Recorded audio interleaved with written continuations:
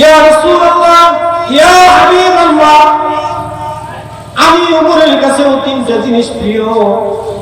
এবার হযরত ওমর রাদিয়াল্লাহু তাআলা যখন খুশি করেছেন, হযরত ওসমান দাঁড়িয়ে বলেন, ইয়া রাসূলুল্লাহ, ইয়া হাবিবাল্লাহ, আমি ওসমানের কাছেও তিনটা জিনিস প্রিয়।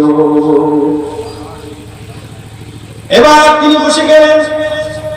হযরত আলী রাদিয়াল্লাহু তাআলা ডাক দিয়ে বলেন, ইয়া রাসূলুল্লাহ, ইয়া হাবিবাল্লাহ, আপনার কাছে যেমন তিনটা জিনিস প্রিয়, আবু বকরের কাছে তিনটা জিনিস প্রিয়, ওমরের কাছে তিনটা জিনিস প্রিয়, ওসমানের কাছে যেমন তিনটা জিনিস প্রিয়, আমি আলীর কাছেও তিনটা জিনিস প্রিয়।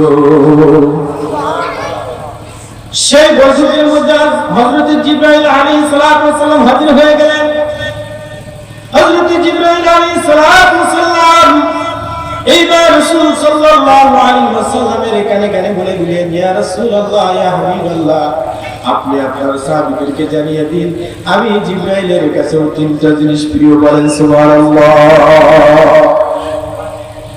হযরত জিবরাইল আলাইহিস সালাম যখন বলছেন আমার কাছে তিনটা জিনিস প্রিয়, এবার রব্বুল আলামিন হযরত জিবরাইল আলাইহিস সালামকে ডাক দিয়ে বলেন, ও জিবরাইল, তুমি আমার হাবিবকে জানিয়ে দাও, আমি আল্লাহর কাছেও তিনটা জিনিস প্রিয়। তিনটা জিনিস প্রিয়। আমার ভাইরা, আমি আপনাদের সামনে হযরত আবু বকর রাদিয়াল্লাহু তাআলা আনহু তিনটা জিনিস প্রিয়, সেই বিষয়ে আমি আলোচনা করতে যাব। কারণ হলো, দুনিয়া থাকতে দুনিয়ার মধ্যে 10 জন সাহাবীকে আল্লাহ সুবহানাহু ওয়া তাআলা জান্নাতের সার্টিফিকেট দিয়েছেন। তাদের মধ্যে থেকে নাম্বার 1 হলেন হযরত আবু বকর। এক নম্বরে কি? হযরত আবু বকর। সুতরাং হযরত আবু বকরের পছন্দ আমাদের পছন্দ হতে হবে, ঠিক কি না? আবু বকরের পছন্দ আমার পছন্দ না, তাহলে তো আমি জান্নাতের আশা করতে পারি না। তাহলে 10 জন সাহাবীকে আল্লাহ তাআলা দুনিয়া থাকতে জান্নাতের সার্টিফিকেট দিয়েছেন। এদের এক নম্বরে হলেন হযরতে আবু বকর রাদিয়াল্লাহু তাআলা। বলেন সুবহানাল্লাহ। আমার ভাইরা, হযরত আবু বকরের এক নম্বর পছন্দ হলো আল্লাহুল ওয়াজহি। হে আল্লাহর নবী, আপনার চেহারা দর্শন করা, এটা আমি আবু বকরের কাছে সবচেয়ে বেশি প্রিয়। আমার ভাইরা, আল্লাহ সুবহানাহু ওয়া তাআলা বলেছেন, ওয়াল্লাযীনা জাহাদু ফীনা লানাহদিয়ান্নাহুম সুবুলানা ওয়া ইন্নাল্লাহা লামাআল মুহসিনিন। আল্লাহ বলেন, যে ব্যক্তি আমাকে পাওয়ার জন্য চেষ্টা করে, আমি আল্লাহ তাকে আমাকে পাওয়ার জন্য রাস্তা বলে দিই। বলেন সুবহানাল্লাহ। আমার ভাইরা, রাসূলের চেহারা কেমন ছিলেন, আমাদের নবীর চেহারা কেমন ছিলেন, আবু বকর রাদিয়াল্লাহু তাআলা আনহু রাসূলের চেহারা দেখার জন্য এত পাগল। আম্মা জান আয়েশা রাদিয়াল্লাহু তাআলা আনহা বলেন, ও দুনিয়ার মানুষ, দুনিয়াকে আলোকিত করার জন্য, দুনিয়ার প্রত্যেকটা মানুষের জন্য যেরকম দুনিয়ার মধ্যে একটা সকালবেলা সূর্য উদিত হয়, আমি আয়েশা রাদিয়াল্লাহু তাআলা আনহার জন্য আমার একটা স্পেশাল সূর্য আছে। আমার এই সূর্য ঈশান নামাজের পরে উদিত হয়। ঈশান নামাজের পরে উদিত হয়। রাসূলের 10 বছরের খাদেম হযরত আনাস রাদিয়াল্লাহু তাআলা আনহু বলেন, একদিন পূর্ণিমার রাত আমি রাসূলের কাছে বসা ছিলাম। এমন সময় আমি রাসূলের চেহারার দিকে তাকিয়ে দেখি, রাসূলের চেহারাটা এত সুন্দর।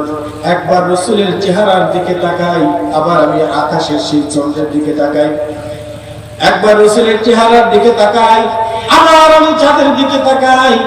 আমি তমিজ করতে পারতেছি না, আমি পার্থক্য করতে পারছি না যে রাসূল সুন্দর না সেই আকাশের চন্দ্র সূর্য সুন্দর। আমার ভাইরা, হযরতে আনাস রাদিয়াল্লাহু তাআলা বলতেছেন, আমার মনটা সাক্ষী দিল, আমার মনটা বলতেছে, আমার মনে সাক্ষী দেয়, আরে তুই যে আকাশের চন্দ্রের দিকে তাকাস, সেই আকাশের চন্দ্রের ভিতরেও কিছু কালো কালো রেখা দেখা যায়, ঠিক কিনা? আমরা ছোটবেলায় বলতাম যে সেই চাঁদের মধ্যে গুলি বসে আছে, কাঁথা সেলাই করতেছে, এরকম বলতো না? তো সেই আকাশের যে চাঁদ আছে সেই চাঁদের ভিতরে তো কিছু স্পট আছে, আমি বিশ্ব নবীর চেহারার দিকে তাকিয়ে দেখি তার চেহারার মধ্যে কোনো দাগ নাই। বলেন সুবহানাল্লাহ। আম্মা জান আয়েশা রাদিয়াল্লাহু তাআলা আনহা একদিন রাসূলুল্লাহ সাল্লাল্লাহু আলাইহি ওয়াসাল্লামকে বললেন, ইয়া রাসূলুল্লাহ, ইয়া হাবিবাল্লাহ, আপনি সুন্দর না ইউসুফ আলাইহিস সালাতু ওয়াসাল্লাম সুন্দর? এইবার রাসূলুল্লাহ সাল্লাল্লাহু আলাইহি ওয়াসাল্লাম ডাক দিয়ে বলতেছেন, আয়েশা রে, আমার চেহারা এবং ইউসুফ আলাইহিস সালামের যে চেহারা, আমার চাইতে ইউসুফ নবী বেশি ফর্সা ছিলেন, কিন্তু দেখতে আমি বেশি সুন্দর। বলেন সুবহানাল্লাহ। আমি বেশি সুন্দর। সম্মানিত হাজিরিন, যে রাসূলের চেহারা হযরত আবু বকর রাদিয়াল্লাহু তাআলা কেমনে দেখেছেন সেই হুকুম আমি আপনাদেরকে শোনাবো। আমার ভাইরা, রাসূলুল্লাহ সাল্লাল্লাহু আলাইহি ওয়াসাল্লাম আল্লাহ রাব্বুল আলামিন যখন তাকে নবুয়ত দান করলেন, যখন কালেমার দাওয়াত দেওয়া শুরু করলেন, মক্কার জমিনে ঘুরতে ঘুরতে কালেমার দাওয়াত দেয়, তখন কাফির মুশরিকরা নবী আলাইহিস সালাতু ওয়াসসালামের উপর এরকম জুলুম আর নির্যাতন শুরু করে দিল। বিভিন্ন ভাবে তার উপরে চাপ প্রয়োগ করলো। আল্লাহ রাব্বুল আলামিন বললেন, হে আমার হাবিব, আপনি মক্কার জমিনে বেশি দিন টিকে থাকতে পারবেন না, সুতরাং আপনি হিজরতের জন্য প্রস্তুত হয়ে যান। এবার নবী আলাইহিস সালাতু ওয়াসসালাম হযরত আবু বকর রাদিয়াল্লাহু তাআলা কে বলেছিলেন, আবু বকর, মক্কার পরিস্থিতি তেমন একটি ভালো নয়, না জানি কোন সময় তোমাকে আমার সাথে হিজরত করতে হয়। আল্লাহ নবী তার হুজরা খানায় শুয়ে আছেন, আজরাইল আলাইহিস সালাতু ওয়াসসালাম তার পাশে হাজির হয়ে গেলেন, আর জিবরাইল আলাইহিস সালাতু ওয়াসসালাম তার কাছে উপস্থিত হয়ে গেলেন।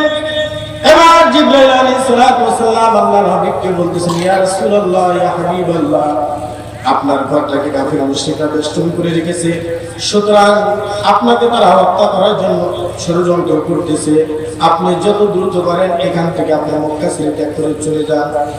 এবার বিশ্বনবী সাল্লাল্লাহু আলাইহি ওয়াসাল্লাম রাত্রি বেলা উঠে সরাসরি হযরত আবু বকর রাদিয়াল্লাহু তাআলা দরবারে গেলেন। হযরত আবু বকর রাদিয়াল্লাহু তাআলার কাছে গভীর রাতে যে ডাক দিলেন, বললেন, ইয়া আবু বকর। একটা মাত্র ডাক দেওয়ার সাথে সাথে হযরত আবু বকর সিদ্দিক রাদিয়াল্লাহু তাআলা বলতেছেন, লাব্বাইক ইয়া রাসূলুল্লাহ। এবার বিশ্বনবী সাল্লাল্লাহু আলাইহি ওয়াসাল্লাম আশ্চর্য হয়ে গেলেন। এবার তিনি বলতেছেন, আবু বকর, এত গভীর রাতে তোমাকে ডাক দিলাম আর তুমি লাব্বাইক বলে সাড়া দিলে, হে আবু বকর, তুমি কি ঘুমাও নাই?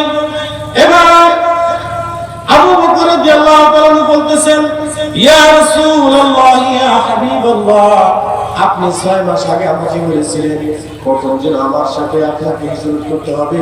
ইয়া রাসূলুল্লাহ, ইয়া হাবিবাল্লাহ, সেই দিন থেকে আমি আবু বকর আমার এই পিঠ বিছানায় লাগাই নাই। কেমন ভালোবাসতেন আবু বকর, কেমন ভালোবাসতেন।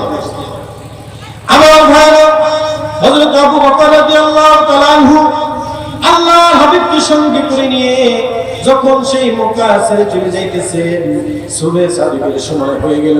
সেই সূর পর্বতের গুহার মধ্যে হযরতে আবু বকর এবং রাসূলুল্লাহ সাল্লাল্লাহু আলাইহি ওয়াসাল্লাম প্রবেশ করলেন।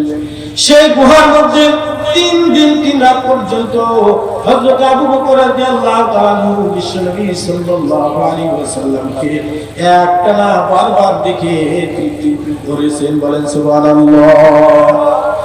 আম্মা জান আয়েশা রাদিয়াল্লাহু তাআলা একদিন বসে আছেন, আবু বকর রাদিয়াল্লাহু তাআলা আল্লাহর নবী সাল্লাল্লাহু আলাইহি ওয়াসাল্লাম আম্মা জান আয়েশা রানের মধ্যে মাথা দিয়ে শুয়ে পড়েছেন। এমন সময় হযরত আয়েশা রাদিয়াল্লাহু তাআলা ডাকতে বলেন, ইয়া রাসূলুল্লাহ, ইয়া হাবিবাল্লাহ, এই যে আসমানের মধ্যে অসংখ্য অগণিত তারকা দেখা যায়, আপনার উম্মতের মধ্যে এই আকাশের তারকার মতো কারণ সব আছে কিনা? আপনার সাহাবীদের মধ্যে থেকে এই আকাশের তারকা সমপরিমাণ সব আছে কিনা? এবার বিশ্বনবী সাল্লাল্লাহু আলাইহি ওয়াসাল্লাম বলতেছেন, ও আয়েশা, এই যে আকাশের মধ্যে এত তারকা দেখা যায়, লক্ষ লক্ষ কোটি কোটি তারকা দেখা যায়, এই পরিমাণ সব আমার সাহাবীদের মধ্যে হযরত ওমরের রয়েছে। বলেন সুবহানাল্লাহ। আল্লাহর নবীর জবাবে আম্মা জান আয়েশা রাদিয়াল্লাহু তাআলা আনহার মনটা খারাপ হয়ে গেলেন। তার ধারণা ছিল তার বাবার কথা বলবেন।